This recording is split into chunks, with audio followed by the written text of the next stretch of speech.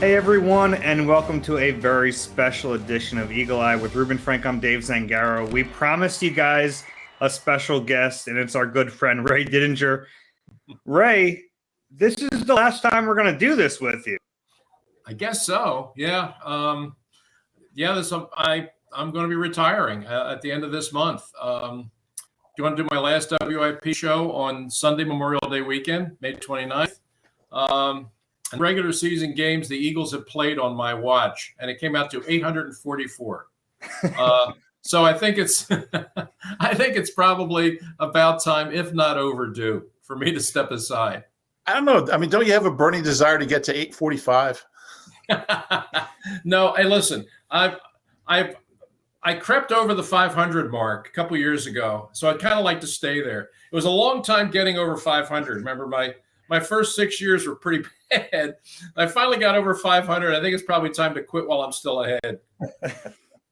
Well, we appreciate you joining us one more time, and we wish you the best in retirement. But I guess we want to start with just the decision. And it's funny, we've spoken to you privately, Reuben and I, but I'm sure it's kind of been waves of emotion and hearing from a bunch of different people. What's it been like in the couple weeks since you announced it? It's been that. It has. Actually, I knew there would be some reaction, but it's been a lot more than I expected. I'm not on Twitter. I'm not on Facebook, so I don't have all the normal social media streams that people communicate these days. So I thought there'd be, I thought there'd be a few cards, some emails from the people who have my email address. But it's amazing how many people have found me. And it's really been great. It has really, since I made the announcement 2 weeks ago, it's really kind of been nonstop with people letting me know that they're sorry that I'm going and saying that they really enjoyed the time that I was there and referencing, following me when I started in the Philadelphia Bulletin, covering the team back in the 70s during the Nixon administration, before Watergate.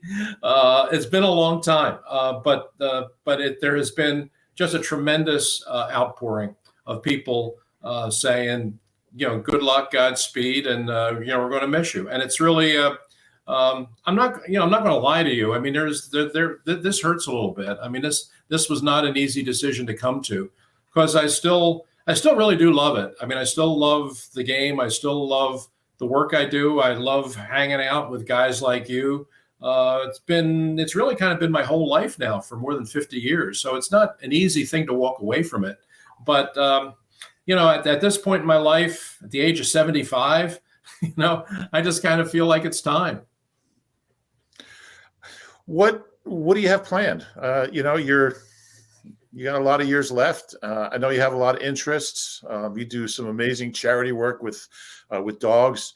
I assume you're going to continue that and maybe expand it. What's next? What do you want to do that you haven't had a chance to do? Devote more time to family that's really important to me now. What's really kind of brought it home to me is, I mean, my granddaughter is going into her senior year of college. I mean, I've missed so much time with her. I just found out, that she's been elected captain of the Gwinnett Mercy field hockey team for next year in her senior year. And I want to see every one of her games. I want to share that whole experience with her final year of college. And I've got her younger sisters getting ready to go to college. My two grandsons are both like in middle school. And I really, I want to one day be able to beat one of them at Madden. I mean, I want to work. I'm working hard to do that. There's just I just feel like there's a lot of catching up to do. My wife and I have had long talks about this, and she said, one of the things that was characteristic of you in your work was you were very good at planning your work. You were very good at mapping out your schedule and keeping to a schedule and all of that. She said, but now just work at planning your life, and I hadn't really thought about that, but that's what I'm working on. I don't really have a lot of hobbies as such. I don't play golf. I don't play tennis. I don't play squash. I don't do any of that stuff. But we are involved in charities. We are involved in therapy dog work. And just the kids and the grandchildren to me are probably going to take up most of my time. And I really am looking forward to it. It's never too late to take up squash, though. Listen, I just don't think it's for me. And I know having played golf as a younger man long ago, I know now at this point, well, I just don't have the patience for it. I just don't have the patience for it. So I'm not even going to try that. If someone shows up at a Gwynedd Mercy field hockey game next year, they're going to see you with a notepad, like taking notes during the game, Gwynedd just scored 2 goals in 3 minutes and 30 seconds. Now, Reuben, here's the thing. I would have to learn something about the game to be able to take notes about the game. Field hockey baffles me. I can't, other than the fact when the ball goes in the net, I know that's good. Other than everything else that happens is a complete mystery to me. The whistle seems to blow nonstop the whole Randomly. game. I don't know if either of you guys have been to field hockey, but the whistle never stops and nothing seems to change. I mean, they just keep playing. Nothing stops. They just keep playing. The game is an utter mystery to me. But now I think I'll probably have time to maybe with a full season of watching it, maybe I'll get some understanding. I think Dave has heard this story, but when I started out at the Gloucester County Times in 1982, my first assignment was covering a Clearview Kingsway field hockey game at Kingsway. And the assignment sheet, I just got out of college. I didn't know field hockey. I didn't know. I had no idea. It just said hockey game at Kingsway, 3:30. So I went down to Kingsway, and I'm looking for the ice hockey rink. And I'm looking all over this huge regional high school for the hockey rink. And I see a guy on a golf cart with a clipboard, and I figured it's like some sort of athletic administrator. And I flagged him down and said, "Hey, I'm with the Gloucester County Times. I'm trying to find your hockey rink." He's like, "What are you, some kind of moron?" I said, "No." He's like, "It's field hockey. There's the game right there." And so I felt really stupid. But Tony Barchuk was the guy. He was the AD. Dave, you probably know Tony, right? I don't know if you ever covered him at all. He was the football coach there for like 35 years. And he gave me grief about that like for decades. But and the game was a scoreless tie, and I had to write about it. And there were no shots on goal. So that was, I focused on defense in that one. It is a baffling game, but both of my granddaughters play it, and from what I'm told, are apparently pretty good at it. But hopefully, I'll actually get to see her play her final season at Gwynedd. Looking forward to that. Yeah, that's one of those sports where I used to cover it and just ask the kids after what happened because I had no idea. Good. Now I don't feel so bad. I thought it was just me because all the parents. The games that I have gone to, the parents and the grandparents and all the other people, they seem to know it. I mean, they actually holler things that seem semi-intelligent, and I'm just completely baffled. So I know you can only hit the ball. I just stand there and don't say anything. You can only hit the ball with one side of the stick. I know that. Right. Yeah. Yes, I think that's if you hit it with the other back side of the stick. I think that's when they blow the whistle. I think. Yeah. I always wanted to ask you this, and I've never had the opportunity to. Like when I started out, there were older guys in the press box who I just watched them and everything they did to learn as much as I could just by watching them, observing them. Guys like Stan Hockman and Stan Booty and Bill Lyon. Some legendary people. I was really lucky to Bus Sate is one of them from the Trenton Times. And you just kind of learned how to do this job, and I had no idea how to do it. Who are some of the guys that you kind of kept your eye on and learned just by observing, some of the guys who maybe taught you without them even realizing it? You just named some of them. Those guys. I mean, Stan Hockman was somebody that I grew up reading. I mean, when I was going to Temple, riding the Broad Street subway, I got in the habit of every morning just grabbing the Daily News and reading it on the subway on my way up to campus. And reading Stan Hockman, thinking, "Wow, this guy's really good." I was getting an education on my way to getting an education every day, and that was and guys like Jack McKinney and Gordon Forbes, who was covering the Eagles for the Inquirer then, and a real good reporter. So I learned a lot reading those guys. And then when I got when they put me on the Eagles beat in 1970, and I'm in the press box, and here I am. Gordon Forbes is now sitting here, and Stan Hochman's now sitting here, and and I'm competing against them. It was pretty daunting, but I think what you said is true. I think that you learn a lot from those guys, and they beat me on a lot of stories, but you learn. That's one of the ways in this business you learn by getting beat. I think it's not unlike being a player. Players learn a lot by getting beat by better players or more veteran players. And the same thing sort of applies in the press box. I mean, I got beat by Gordon Forbes a lot because he had been covering the Eagles for a while. He had sources. I mean, he had Pete Rozell's home phone number, for God's sakes. He knew all the agents. I didn't know anything about that. So he wasn't one step ahead of me. He was about 10 steps ahead of me. But it was a real education. It was a real learning curve that I was under. I remember one time, Dick Vermeil, when he was coaching the Eagles, called me at home, woke me. Of course, we all know Dick never slept. He was going 24 hours a day. So he called me at home. It was like 6:45 in the morning. Woke me up, said, "Did you read the Inquirer today?" No, I just woke up, Dick. I haven't picked up my paper yet. And he said, "Well, you didn't see Gordon Forbes' story today?" And I said, "No." And he said, "Well, Gordon Forbes today printed all the salaries of all of our players. They're all in the paper today." And I said, "Oh, really? Okay." And he said, well, what do you think about that?" And I said, well, first of all, I know I got beat on the story. That's number one. But let me ask you, I said, are the salaries accurate? Is the information right? And he said, well, yeah. He said, well, what can I do about that? And I said, well, if it's accurate, there isn't a whole heck of a lot you can do about it. Although what I now know is I'm in trouble with my boss because he's got the story and I don't. But that's the kind of thing that when you're talking about what you learn from the guys around you, sometimes you learn by getting beat. And you say, well, that's never going to happen to me again. That's all part of the education of being a sports writer. But I think you and I and Dave too were lucky being in a market where there were a lot of good reporters, and the bar was set pretty high in terms of good reporting and good journalism. You had to learn from those guys. You had to learn to compete, or you couldn't do the job. I think we were all kind of fortunate working where we worked. At least I always felt that way. Yeah, absolutely. Well, so I really like that Dick Vermeil story. Are there some other memories like that from your early days on the beat that you were like, man, how did I end up here? Am I really doing this job right now? Oh yeah, many. I think the one that was really kind of life changing came in the very first month.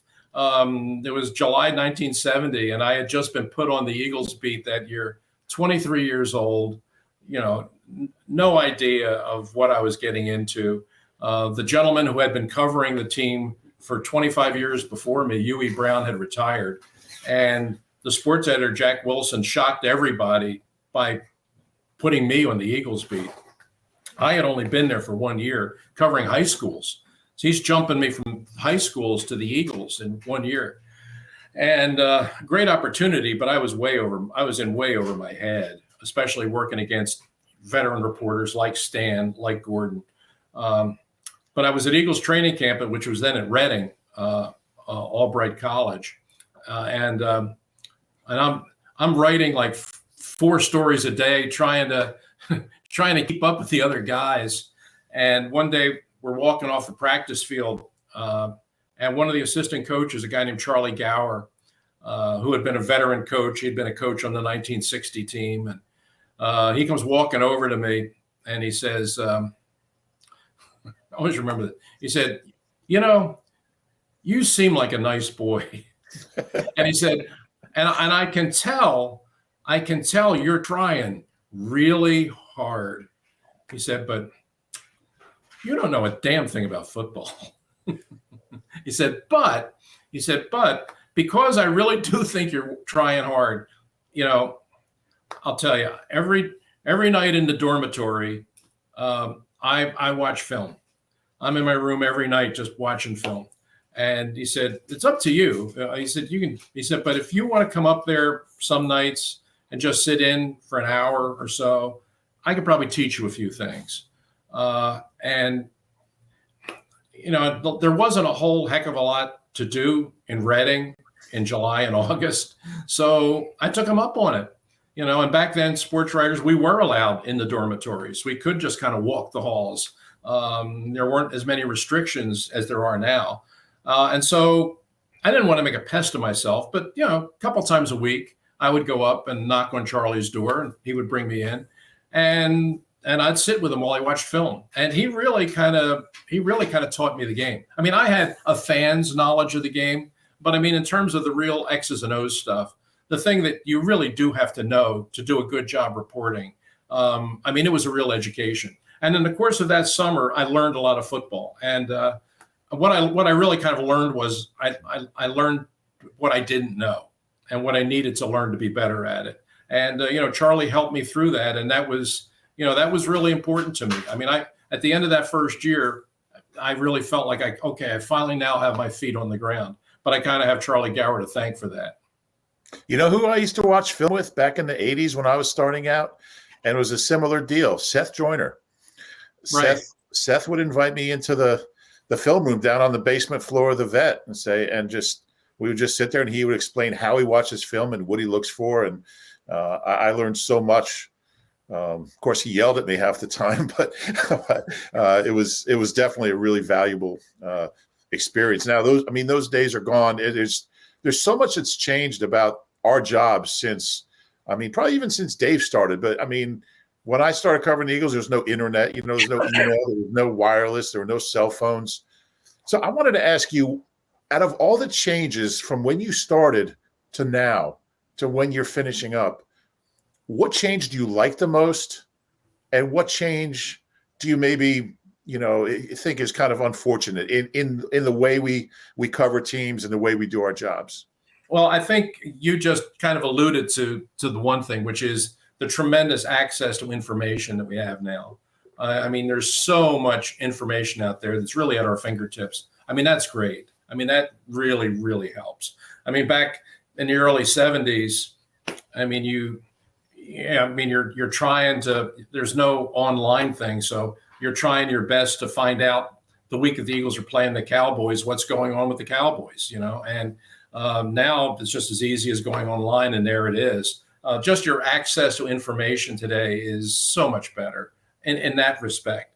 The problem, the problem, and also the transmission part of it. Just the ability to just hit the send button and there it goes. My first year covering it, 1970, if I was on the road, I would write my story on my portable typewriter, rip out the paper, and then go downstairs and get a cab and ask him to take me to the Western Union office, and go to the Western Union office and hand it off to first of all, find a Western Union office that was open, and then go in and hand your copy to a Western Union operator. You just type it in Google Maps and watch it. Yeah, I wish that was available. And then, watch the guy. First of all, I said, "What is this?" I said, "Well, that's my column for tomorrow." He said, "Look, I just sent telegrams. I send 5-6 word telegrams. I'm giving him like 6 typewritten pages." But that was how you get your, and my story's got to be in like an hour. Could he get started now? And so, that's how, it's not quite carrier pigeon, but it's not far removed. And that's what it was in 1970. So now you write it on a computer, you hit the send button, and it's gone. That's good. The problem, as I see it, is just in terms of the access to players and coaches. It's so much more limited now. Back when I first started covering, and COVID kind of accelerated the process, but back in the 70s, locker rooms was wide open, and post-game press conferences, it was the coach and maybe 6 people. After a game, you have the head coach. There was no sports talk radio. There were, the mini camp, literally the mini camp had not been invented yet, so there was no real TV. You had 5 or 6 writers gathered around the coach after the game, and he knew you knew him, and you could ask him questions about what happened on that play. And then he would say, well, off the record, here's kind of what's going on right now, or off the record, that's kind of what's going on with him right now. Well, today, every post-game press conference is on live television. Nick Sirianni's in a room with 60 people. It's a little, you can't say off the record if it's going on live television. So the access to the information and the ability to develop relationships with the players and earn their trust and have them tell you what's really happening. That was invaluable if you were on the beat, just to kind of get a sense of exactly what's going on. But now you just don't have that same kind of access anymore. So I think it compromises your ability, I think, to get to the real meat of the story sometimes. I had a similar question, Ray, but not necessarily about the way we cover the game, but the game itself and all the changes it's kind of undergone in the last 50 some years. When you look back at some of those and kind of where the game is now, where it might be going, what do you walk away with there? I mean, what are some of the changes that you've enjoyed seeing happen, and some of the changes where you think, I kind of like the way things were at a certain different point in time? Yeah, I really thought that I really thought I got in at a great time. I really think that 1970 was a great time to be covering pro football. 1970 was the birth of Monday Night Football. 1970 was the first full season of the AFL NFL union. They had merged, and so now they were functioning as one league. You had just great rivalries there. It was pre-free agency, so teams tended to stay together. So the rivalry thing between the teams was very real. The rivalry between the AFL teams and the NFL teams for that decade or so was very real. You got some really good spirited rivalries then. The Raiders Chiefs rivalry was a great rivalry. The Redskins Cowboys rivalry was a great rivalry. Steelers Cowboys was a great rivalry. Not saying that there aren't rivalries today, but I think with free agency being what it is, and the way players move from team to team and move around, there are rivalries, but I don't know that there are quite what they were in the 70s, when for a decade the Raiders were the Raiders and the Steelers were the Steelers. And those players didn't go anywhere, and they played their whole careers against each other. And man, you got some real rivalries and really good football. I just think that was, if you ask me what do I think was the best era of pro football, I would probably say the 70s. I really do, because you also saw the characteristics of the teams began to change. And the NFL had always been kind of the rugged, run the ball, smash mouth kind of philosophy, and the AFL came in and they were just winging it all over the place. And the two styles initially they kind of clashed, but then they sort of began borrowing from each other, and you developed this really good hybrid kind of game that had the best elements of the NFL and the best elements of the AFL, and it all came together. And it was really good. It was really, really good. Now I look at the games, and I'm not saying I don't like the way the game is played now, but I think the officiating suffers. I think instant replay, which I initially was very supportive of, I think has made the game tough to watch. I think that the rules changes have made it a very tough game to officiate. There's way too many games I think are decided by officiating now, more so than they were back in the 70s and 80s, which was a kind of let the players play it out on the field kind of game. I think that's kind of what it is. I understand the idea of calling the games tighter, and I'm certainly all in favor of player safety. But I just think that the game today seems sort of hamstrung to some degree by the rules and by the officiating, which I think is probably necessary, but compared to what it was when I first started covering the game, I think from a viewing standpoint, I think something's being lost. Yeah, and I think the speed of the game, the refs can't keep up either. And right. the refs aren't getting faster, but the game is. I wanted to ask you about the radio side of your career, and I feel so lucky that we got to. Gosh, over the last 20 years, we've done so many shows, some really unforgettable ones. The day after 9/11, or that Sunday morning, we were down at the Auto Mall, and we did a show down there. I'll never forget the day at the Valley Forge Convention Center when we got to interview. Was it Doc Gooden, Jim Bunning, and who else was it? Steve Bedrosian. Bedrock, right. I think Jim Bunning, he wasn't even scheduled. He just saw us and walked over. He just walked over and sat down. Yeah, they told us going in that we would get Bedrosian and Doc, which is great. 2 Cy Young winners. Heck, that's terrific. And then Jim Bunning was also there signing autographs at another table. And he just came walking over and said, "Do you guys need me?" He did. The autograph area was right next to where we were set up. Yeah, down there yeah. And well, sure, yeah, absolutely. And he sat down, and that day we talked a lot of baseball, but it was really fun because I know Doc Gooden you were a big fan of Doc Gooden, and he remember what a great interview he was that day. It's fabulous. He was really, really good. I mean, I think he had just written a book about his career. So he had just kind of sort of come to grips with telling the story of his rise and his fall. And he was pretty comfortable talking about it. And we asked him all the questions about the troubles that he had been through and everything. And he was open and honest and really good about all of it. Yeah. And, then Jim Bunning came in and, I'm thinking, do I dare bring up 1964? Because certainly I'm sure he was tired of hearing about it, but we couldn't very well not ask him. So as delicately as I could, I sort of asked, do you still think about 1964?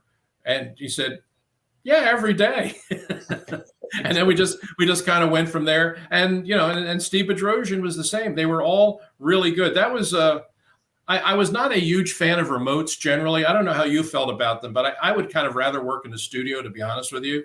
And I've done a lot of remotes that were not a whole lot of fun, and I couldn't wait for them to be over. But that was one that I was really, really glad that we did because it was great. It really was. And here's a question about that, because I don't know what year you started at IP or if you had any radio. I know you did radio at RTI in college. What appeals to you about radio and the format and just having that instant back and forth with fans and listeners? It's so different than our day jobs. Just writing for newspapers or websites. You just have that immediacy, which I really enjoy. What was the appeal of radio to you? When did you start? How did you get involved at IP? And what aspect of that will you miss of doing radio? Just that contact. I think you just said it. I mean, that the immediacy of it, the intimacy of it, having these conversations with people. And it was a lot different than writing. Obviously the writing for me always came hard. I was a really slow writer, which you know very well. I was the last guy out of the press box all the time. The writing part of it never came easily to me. I knew I was pretty good at it. I took a lot of pride in what I did, but it was a struggle. Everything I wrote was a struggle. By contrast, the radio thing came very naturally to me. It was just having a conversation, and with people with whom you had a common interest. And the thing that really, initially it was just kind of fun sports banter, and that's kind of the basis of what sports talk radio is, I guess. But what I learned over time, and I'm really learning it now over the last 2 weeks, reading the mail that I'm getting from people, is the effect that you have on people's lives. You said it, Rube.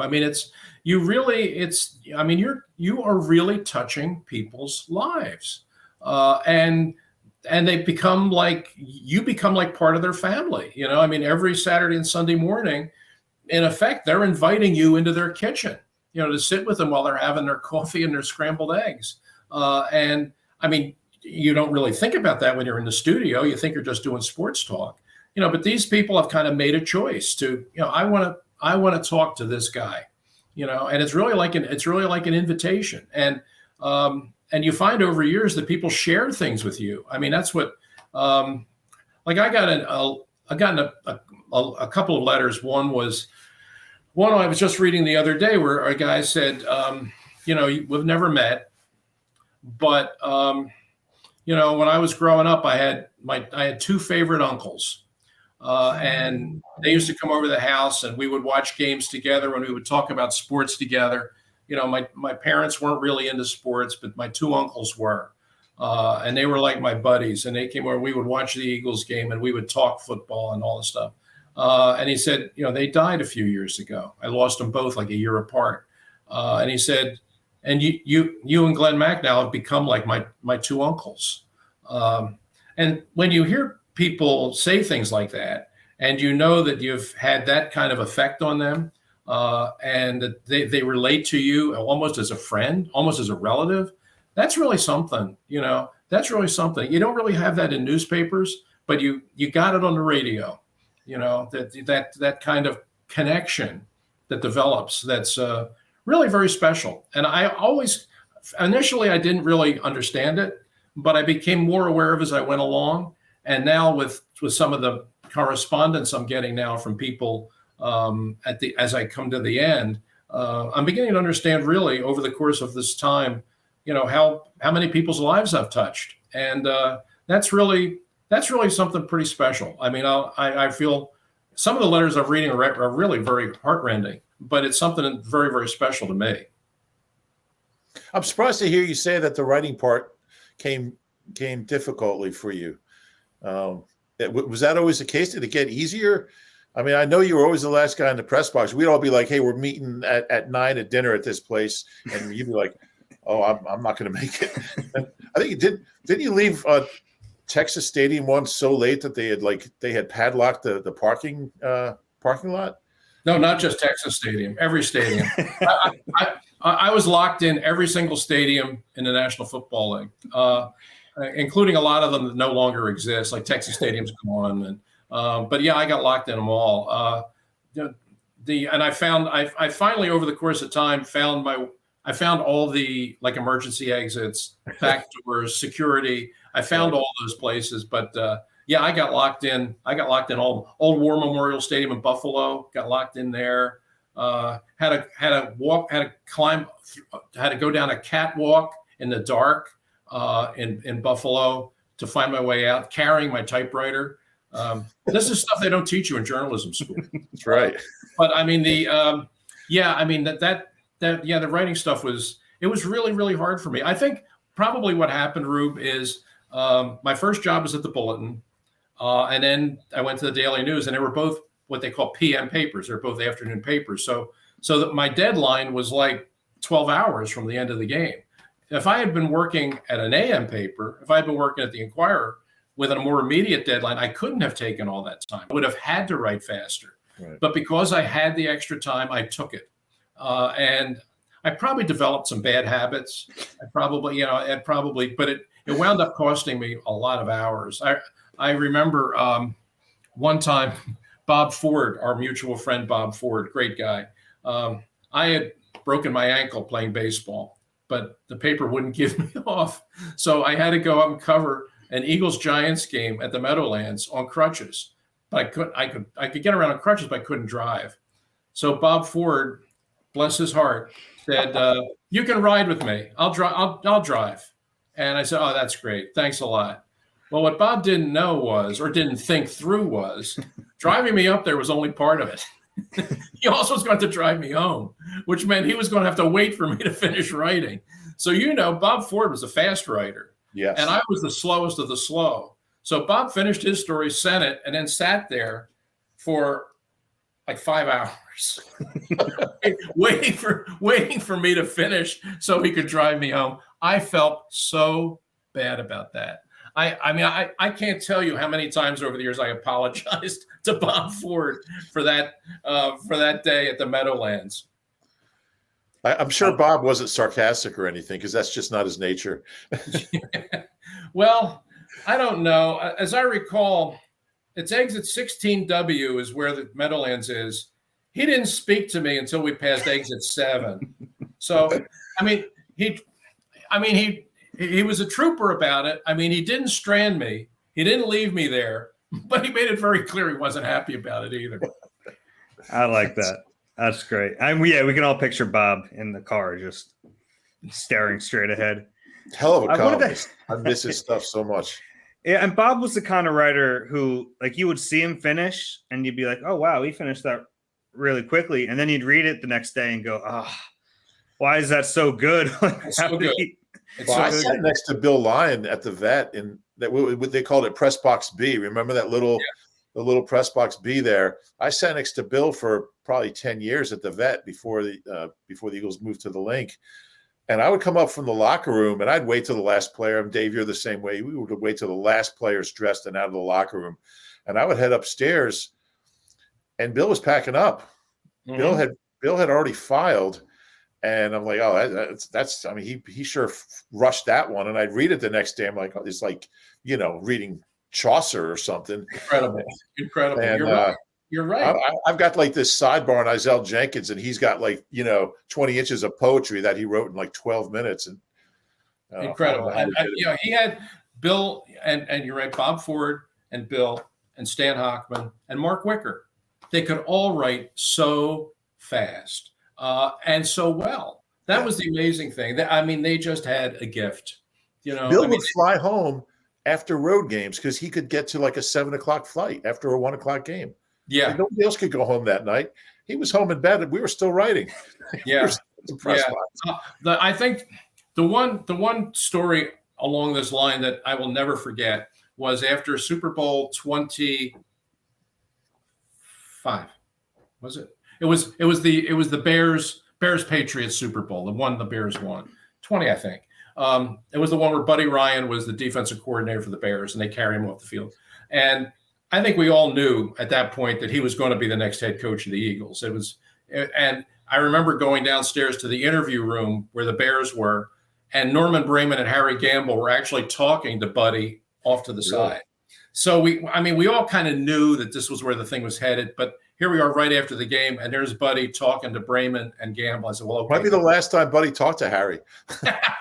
It probably was, but I remember thinking, okay, this is a done deal. Okay, so I went over and I interviewed Buddy, and my column, and I called the office. I said, okay, my column's going to be about that Buddy Ryan is going to be the next head coach of the Eagles and all this stuff. And then they said, okay, fine, but we need could you get us a sidebar on Walter Payton finally winning a Super Bowl? I said, yeah, no problem. So I spent so much time writing the Buddy Ryan column, which was obviously the big story, that wins a Super Bowl and now he's coming to Philadelphia. I spent so much time writing the Buddy Ryan piece that when I sent it to the office, it was 5:00 in the morning. Okay. Now the absolute copy deadline was 5:30. Okay. So I send the Buddy Ryan piece at 5. The guy in the office, says, you're down to do a Walter Payton sidebar. That is on the schedule. And he said, but forget it. You're never going to get that done. We're just going to pull the AP story on Walter Payton. I said, no. I'll write it. I'll get it. No, you can't. No, I will. I promise I will. So I sat down and I wrote the Walter Payton story. I wrote it in 20 minutes. I made deadline with it. Okay. The next day I fly back to Philadelphia. I walk into the Daily News office. There's a guy getting off the elevator. You know what the first thing he says is, that was a great story on Walter Payton. Now, there's a moral in that somewhere, but it's just too depressing to think about. but that is exactly how that went down. So Reuben and I have that moment every week. That was that game at the Superdome? Yeah. You were in the press box at the Superdome till 5 a.m.? No. I went back. The press hotel was the Hyatt, which is right there, which is right there next to it. So I went straight. I didn't even go up to the press box. I just went straight to the Hyatt, went up to my room, and I wrote there. But it's a true story. Yeah. I really almost missed deadline with the Buddy Ryan story, which would have probably been the end of my career. I have a question for you, Ray. So, one of my favorite parts about covering the NFL is just meeting players, just from different walks of life and guys you get to know. And I know you've covered a lot of them throughout your years, but who are a few that stand out the most? I mean, guys that you're just really happy you got to meet doing this job. Dick Vermeil was number one. What a remarkable man. Great and a great coach, but a great man too. I really, really admired him. The way that he, the loyalty that he showed to his players, the work ethic that he had, the way he came in, the way he built that team over time, and just the fact that his just very fundamental decency as a person to me was something I'll always remember. I mean, he's of all the people I've covered, and I've covered a lot of them in various different sports. I mean, he's the one that stands alone to me. He and I didn't get off to the best of starts in 1976 when he was a first-year coach and I was the beat guy for the Bulletin. We really had our differences. I mean, I still remember him chewing me out and throwing the Philadelphia Bulletin at my feet in the middle of the lunchroom at Widener University, with the entire team and all the coaching staff looking on. He berated me and then threw the paper at my feet and stalked out of the room. That was kind of where we were in 1976. But over time, he kind of figured out what I was about, and I certainly knew what he was about. We became really good friends. But that first year was pretty rough. And among the players, I thought Mean Joe Green was a really interesting guy, and for as fearsome as his image was, what a good guy he was, and what he meant to that Steelers team. I still think that Steelers team of the '70s is the greatest football team I've ever seen. I really do. I mean, they could beat you anyway. I mean, they could beat you in a 6-3 game. Just with their defense, and they could beat you 35-31 with Bradshaw throwing to Swan and Stallworth. I mean, they could beat you any way that they wanted to beat you, and won 4 Super Bowls in 6 years, and really were the dominant team in what was a very, very, very good NFL at that time. And the heartbeat of it was really Joe Green. I mean, he had a lot of great players on that team. Lord knows there's 12 of them in the Hall of Fame. But the heartbeat of that team was Joe. The guy who made it go was Joe Green. I remember them telling me, some of the guys on the team talking about that early on, Terry Bradshaw's career was not at all certain what he was going to be. And they had tried Terry Hanratty, and they had brought in Joe Gilliam, and there were some splits within the team about who should be our quarterback, because Bradshaw was the guy that they drafted number 1, but he was so up and down in his performance that a lot of the players didn't have confidence in him. And a lot of the guys were sort of leaning towards Hanratty, and a lot of guys were kind of leaning towards Joe Gilliam. And if the Steelers couldn't quite get it together, because if you don't have a quarterback, you don't really have that continuity. And one day after practice, Joe Green got up in the locker room and he said, "Forget all that stuff. Terry is our guy. Terry is our guy. We're going with Terry. We're going to win with Terry." And that was it. The discussion ended. Bradshaw became the guy, went on and had the great career, won the 4 Super Bowls, and now he's in the Hall of Fame. But you talk to guys on that team, and they'll tell you that if Joe hadn't gone to bat for him in that locker room and gotten everybody behind Terry, it may have never happened. I mean, that's how strong a leadership force he was. I love that story. I'd never heard that one. You covered a lot of non-football stuff too, and people don't realize. I mean, you're kind of thought of as the football guy, but you covered boxing. I mean, you covered a lot of non-football. I was just wondering if you have a favorite memory of an event, a non-football event. You did a story on, a feature, a covered game story, anything like that, column. Yeah. Well, it's one I've told it on the radio a couple times, but I'll share it with you guys. It was boxing. It was my one interview with Muhammad Ali. They sent me up. I was still at the Bulletin, and they sent me up to his training camp, which was at a place called Deer Lake, up near Pottsville. And the boxing writer was a guy named Jack Freed at the Bulletin. He covered boxing, but he was in his 70s and didn't feel like making the drive. Every time he tried to get up there, he would get lost. So the sports editor said, well, they're having a press day. Ali's having a media day. And why don't you go up and cover it, cover the workout, get some quotes, bring them back and give them to Jack and he'll write the story. I said, fine. So I drive up to Deer Lake. I get there. It's supposed to be like 12 or so reporters, including some guys from England and all over the place. Well, none of the other ones showed up. I mean, I don't know if they got canceled or they got lost or whatever, but I was the only guy that showed up. So comes the appointed time and they said, okay, well, come on. So they walked me and Deer Lake was really just a collection of, they were literally log cabins up on a mountain. And so they walked me to Ali's cabin and the guy knocks on the door and says, hey, champ, there's a writer from Philadelphia here. You got a couple minutes. And Ali opens the door and comes out. And it looks like he just woke up. He was half asleep. And he said, yeah, come on, waves me in. And I go into this log cabin and we sit at this, it was like a card table. It was just about as big as a card table. And he's on one side of it and I'm on the other. And the thing that I remember when he first came out the door, my first thought was, wow, he's bigger than I thought he was. I mean, he looked like an NFL tight end. I mean, he had big shoulders and a thick chest, and he had the biggest hands I had ever seen. I knew he was the heavyweight champ. I knew he was a big guy, but he was in person. He was bigger than you thought he was. So we go inside, we sit at the table, and we're just talking. And he was great. He was great. I mean, we talked for more than an hour, and at one point he says we're talking about great fighters over time. What makes a great fighter? And he just out of the clear blue sky says, did you see, he had only fought Frazier once at this point. He said, did you see my fight with Joe Frazier? And I said, yeah, I saw the closed circuit at the telecast at the Spectrum. And he leaned across the table until literally his nose was like that far from my nose.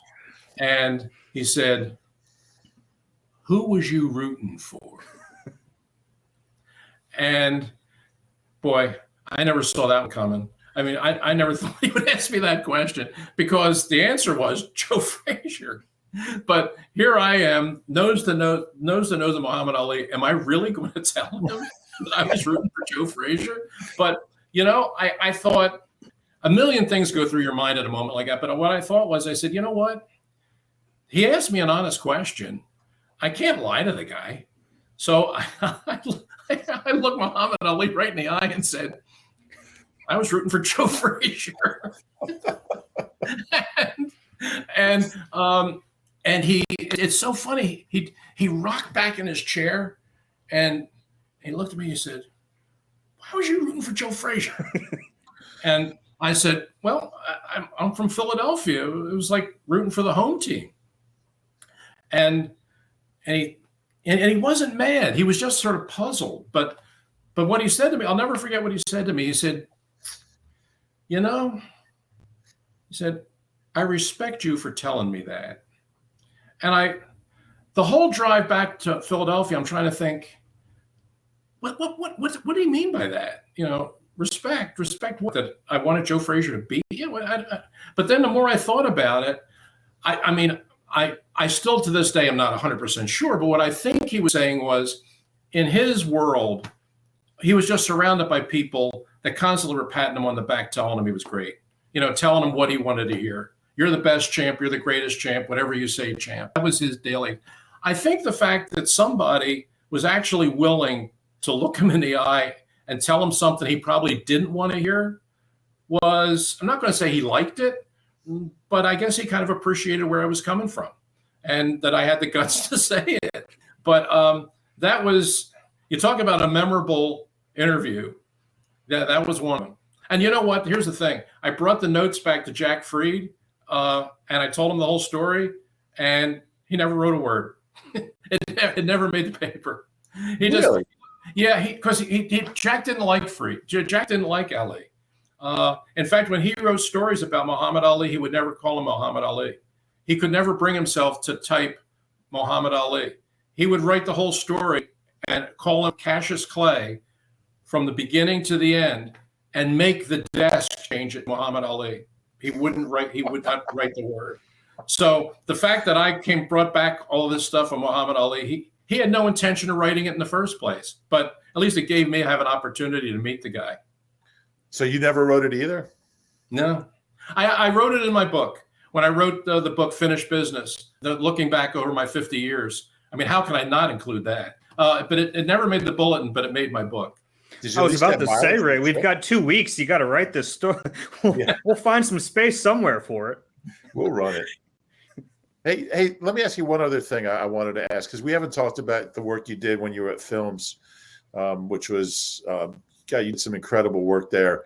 Do you have a favorite project you worked on at NFL Films? And where did that experience kind of fit in with the newspaper and radio? And, how valuable was that experience working there for you? Tremendous, life-changing.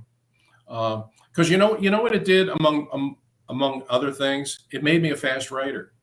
We spent all this time earlier in the show talking about how slow I was. When I went to NFL Films, I couldn't be. I mean, to work there, I had to write fast. We were turning shows around so fast, there was no time. I mean, you had to write fast. And there were times when this really happened. I mean, there were times when we would be doing a narration in the building. It would be going on. The narrator, very often was Harry Callis, would be downstairs narrating a piece. And Steve Sable, who had oversight on everything. I mean, everything that went out of that building, Steve had to okay it. Steve would be in the room where the narration was going on, and he would decide halfway through, I don't like this script. And so he would pick up the phone and call me in my office and say, get down here right away. And I would go down to the studio, and he would say, you got to rewrite this script. And the narration was going on, and Harry was doing the narration, and I would literally have to get the script and then read it and then change and write new stuff. And I'm literally handing them page by page to Harry while he was narrating. So, there was no time for, what should I say? What's the right word? There was none of that. I was literally writing narration on the fly. I'd be writing it, handing it to him, and Harry would be narrating and reaching for it with this. So I had to become a fast writer. I had no choice. And what I learned was, hey, you know what? I can do this. The 27 years I spent getting locked in press boxes, I didn't have to do that. I actually can write fast. Now, it was a little after the fact, obviously, but I did learn I could do it. And that was one of the things that at NFL Films that taught me that I could do. And it was those were 13 great years, Rube, was working at NFL Films. Because if you really love football, and I do, there's no better place to work there, because you're immersed in football 365 days a year. It's great. And working with Steve Sable, there was no better boss in the world than Steve Sable. He was the best. He was a great guy. He was a great friend. And he was a tremendous boss. And, he brought me over there to help on that film they called Football America. And that was what I was brought in to sort of head up. And working that year on doing Football America, just traveling all over the country and trying to tell the story of America through the game of football was, boy, what a wonderful year that was. Doing everything from filming high school football in Alaska to six-man football in Texas to prison football at Graterford. It was really wonderful. That was a true highlight. That's counts for a couple of these things behind me. Absolutely. How closely are you going to follow the game from here on out? I'm sure you'll always be a football fan. How closely will you follow the NFL? Oh, I'm still in the game, and I'll be watching it. Because I think this team has a chance to be pretty good this year. I really think that I'm excited about what they could do this season. I really am. So yeah, I'm going to be watching it. I don't know that I'm going to come down to the games live. I just don't know if I want to do that. I think I just kind of enjoy sitting home watching it on TV. But what will be cool is when the Eagles score a touchdown, I can cheer.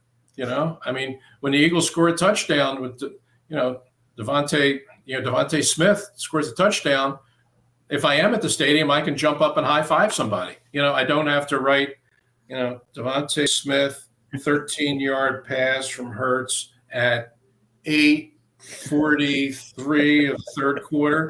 I don't have to do all that. I mean, I can sort of dial back to when I was that 10-year-old kid at Franklin Field and watching Tommy McDonald and Sonny Jurgensen. I can have that same immediate, visceral kind of reaction that, yeah, all right. And really, and sort of recapture that feeling I had for the game back when I fell in love with it for the first time. I'm really looking forward to that. I'm still going to be around, and I'm sure I'll be seeing you guys around and all that kind of stuff. But the fact that I can kind of take a step back and be a fan again is one of the things I'm actually looking forward to. Well, you're always welcome to come back. Maybe we'll do this again in a year. When you give you a year to kind of step away, and then we'll have you on again. Well, you never know. I mean, I just did a show with the guys with Barrett and Michael and Danny this week, where they kind of did a farewell for me, and they had an interview with Governor Rendell, where Governor Rendell kind of said so long to me, but he finished it up as only he can by saying, "I have a prediction. You'll be back." And I said, that sound you heard was my wife falling off the couch. I don't really think that's going to happen, but who knows? I'll tell you, having had the opportunity, having had the opportunity to work with you two guys, and having had the opportunity to work with Michael Barkan and Governor Rendell and all the other guys who worked there, from Tom Brookshire through Vaughn Hebron, Brian Westbrook, down to Seth and Barrett today. What a blast that has been. I mean, the whole 25-year run on Comcast Sportsnet. I was the guy that said the post-game show would never work. I was the guy that said the post-game show, this will be off the air in 3 weeks. Come on. Post-game show, no highlights, no video. Come on. 3 guys sitting at a desk talking. Who's going to watch that? Shows what I know. But I'll tell you, the fact that I was part of that and was able to be part of it for all of this time, and then have the grand payoff at Super Bowl 52 is just, it's really been great stuff. I have really, really loved it. I really have loved it, and loved working with you guys. I know we appreciate that, Ray. And we wanted to have you on one last time because everyone wanted you on here. All of our Eagle Eye listeners were like, you have to get Ray on one more time. So we're really glad we did. This has been a lot of fun. I am too. I really enjoyed it. And, to all the folks that have been listening, all the folks that have been watching, and all the folks that have reached out and said such really lovely things over the last couple of weeks, I just want you to know how much I appreciate it. It really, really means a lot to me. All right. Well, thank you, Ray. All right, guys. Enjoy retirement. Thank you very much. I'll be seeing you around. Take care. All righty. If you enjoy the Eagle Eye podcast, please do us a favor, rate and subscribe wherever you get your pods. If you're watching on YouTube, please click the like button and subscribe there as well. Rube, that was a lot of fun. His stories are amazing. I mean, unreal. He's a storyteller. He could tell stories for 12 hours. I'd listen to every one. You know what's funny? He's told me that Muhammad Ali story before, but if he joined right now and wanted to tell it again, I'd let him. I never heard that one. Yeah, it's a good one. I mean, Imagine just being in the same room as that guy. I mean, the whole, and then the story never gets written. I mean, like the guy's like never even writes it. Unbelievable. Yeah, that's crazy. Yeah, thank you to Ray for joining us today. And really, I mean, he was kind of a staple of this show during the season for a couple of years. So we appreciate that. We hope you guys enjoyed that. We'll be back later in the week with more Eagle Eye. For Rube, I'm Dave. We'll talk to you soon.